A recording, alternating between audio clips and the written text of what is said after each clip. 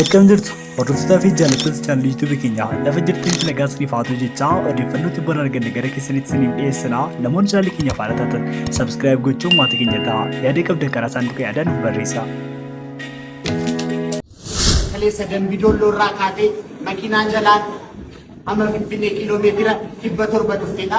Hundumti keenya haa gargaaramu haa dhufu jechaa turre kunoo dhufeera. Kunni biyya koo kaayoof jiraate qalbata galaa goota yoom nyaate. Mana baay'ee dadhabbii yeroo dheeraafis gabatee as deemnee haqaniisa baay'ee jedhamu wanni heeruudhaaf hunduu beekamee ifatti taa'ee. Andu'aalem Gosaa erga haati manaasaa yookaan jaalalli isaa duraanii Qananii Addunyaa boqottee sirbatti hin deemne yookaan waltajjii sirbaa kamirrayyuu dhaaban.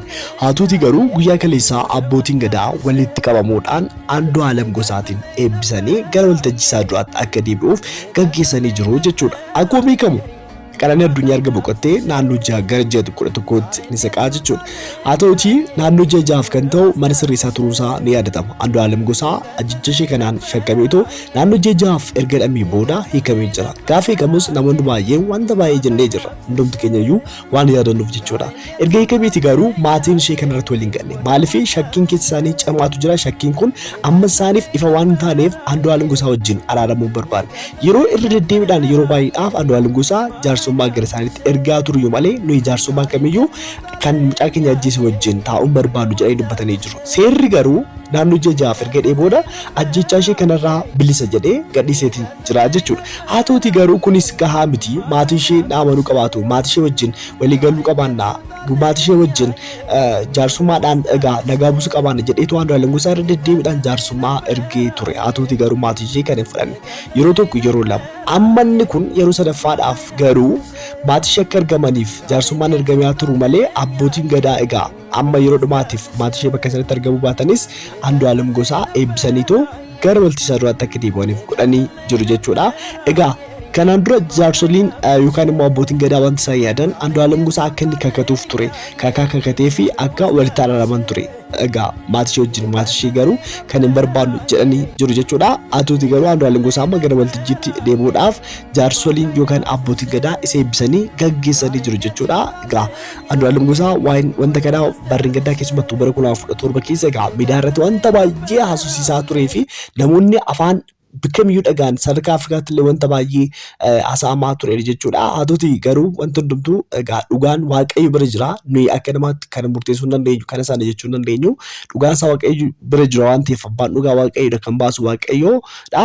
Qananiidhaaf lubbuu ishee Waaqayyo ammayyuu jannatatti haa qananiisu jecha. Akkasumas immoo Andu'aalem Gosaatiif immoo bara hojii gaarii jechuu nama jechuudha. Akkuma beekamu tibba kana immoo odeeffannoo biraatiin aartistii yookaan weellisaan Girmaa kan jedhamu lubbuun isaa darbuun isaa dhagaamee jira jechuudha. Aartistiin kun Girmaa kan jedhamu aartistii yookaan immoo weellisaa lafaa dhufaadha. Weellisaa lafaa dhufaan kun egaa lubbuun isaa kan darbe sababa maaliitti kan jedhudha. Namoonni baay'een isaanii kaasaa jiru jechuudha. Hoteela magaalaa Sabbataa hoteela Hiriyaa jedhamu keessatti lubbuun isaa darbeera. Eenyutu ajjeese akkamitti du'e kan jedhu namoota baay'eef gaaffii haa ta'u iyyuu malee egaa miidiyaa hawaasaa kanarratti wanti ba'e tokko immoo egaa kanaan dura yeroo lama akka hidhamee ture bulchiinsa magaalaa Adaamaa keessattuu bara 2016 keessa hidhamaa akka ture mana hidhaarraa gaafa magaalaa Adaamaa akka carraa gara magaalaa Haraaritti isa dabarsanii ture yookaan mana hidhaa magaalaa Adaamaa irratti gara magaalaa Haraaritti gaafa isa dabarsan achitti barumsa muyaa yookaan immoo hojii ogummaa soo baratu mana hidhaa sanarraati miliqee ture jechuudha. Ammas immoo akka haasa'amaa jirutti waldhabdee poolisii wajjin gidduutti uumameen miliquudhaaf gaafa jirudha kan jarri yookaan poolisiin rasaasa rukutanii lubbuusaa darbe jedhameetu kaafamaa jira jechuudha. Aartistiin kun aartistii lafaa dhufaa sirboota kuush Afrikaa jedhu sirboota baay'ee baasee jira jechuudha. Odeeffannoo keenya kan biraati tibba kana miidiyaa hawaasaa yookaan fuula miidiyaa hawaasaa irratti wanta baay'ee haasofsiisaa ta'e waa'ee mucaa damdoolirraa ka'eetoo magaalaa Finfinnee kiiloomeetira 600 konkolaataa jala saagaleetoo dhufeeti. Anaaf wanti kun jireenya keessatti akkamitti akka ta'e baay'ee natti ulfaachaa jira amanuudhaaf. Maaliif tarii ijoolleen akkas godhan jiru yeroo baay'ee baadiyyaa irratti gaafa magaalaa galu ijoolleen durdurii amma hin beeku namoonni baay'ee makiinaa keessa dhokatanii konkolaataa karaa duubaa seenanii karaa garaagaraa godhanii wayii gubbaa ta'aniitu kan magaalaa galan baay'ee isaaniitu jiru. Kuni garuu garaa makiinaa jala lafaati asii olii galeetiin mucaan kun magaalaa Finfinnee geera damdoolirraati ka'ee yaada hanga magaalaa Finfinnee gahu naannoo kiiloomeetira 600ti. Kiiloomeetira 600 kana konkolaataa yeroo dhaabbatu jira, yeroo laaqeetti yaatamu jira. Sa'aatii laaqanaa sun achuma jala ta'a.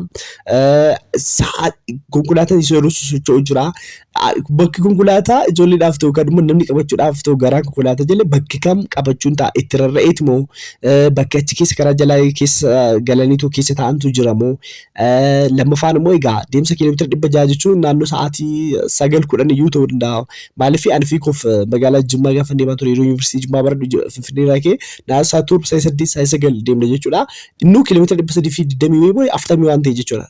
Jimmi magaalaa Finfinnee irraati. Kun immoo kiiloomeetira naannoo 600 jechuun Jimmaa fi Finfinnee gidduu ixifii maal jedha dachaadha jechuudha. Egaa kiiloomeetira hanga kanaa akkamitti kan jedhu anaaf sammuun koo baay'ee natti ulfaate jechuudha. Akkamitti yaaduunsaa fudhachuudhaafi haa ta'uutii garuu kana sanas ta'e egaa mucaan magaalaa Finfinnee galee dhaga'ame baay'ee dinqisiifatamaa jira. Toora miidiyaa hawaasaa irratti tibba kana wanti kun baay'ee namoota baay'een irratti haasaa jiru. Haa ta'uutii egaa mucaan kun naannee hiyyummaa injifachuudhaaf jireenya gadadoo keessaa bahuudhaafi mucaa haadha hiyyeessaati.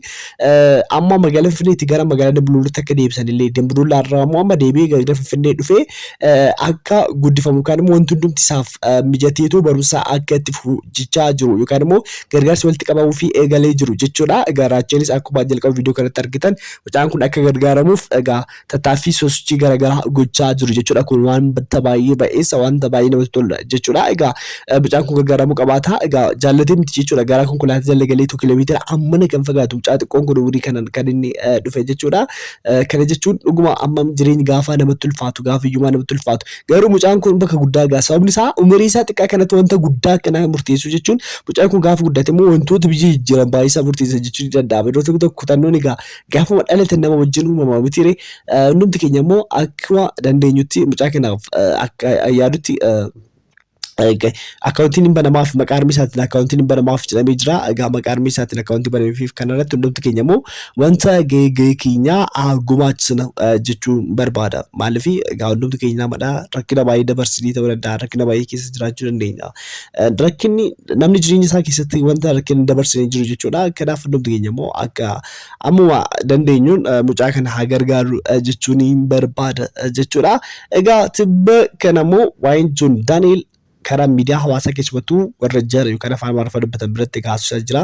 Seefuu EBS yookaan immoo Seefuu NBS irratti dhufeetiin egaa waa'ee jireenya isaa haala mana hidhaa keessatti ture waggaa 1.4 hidhaan isaa akka bakka ture dubbatee jira jechuudha. Achuma keessa jiru mucaa ilmaa maqaan isaa Leewoo jedhu dhalachuusaa akka dhageen gammachuu guddaan akka itti dhaga'amee fi gammachuu guddaarra akka ture dubbata. Mucaa isaa kunis maqaan isaa Leewoo jedhee moggaaseera jechuudha. Egaa tiiktookeri birarraa mucaa argatee jira jechuudha. Abbummaa jechuun itti gaafatamummaa jechuudha. Abbummaa jechuun waan dubarra waan caaludha jedhee Seefuu irratti wanta baay'ee dubbatee jira jechuudha.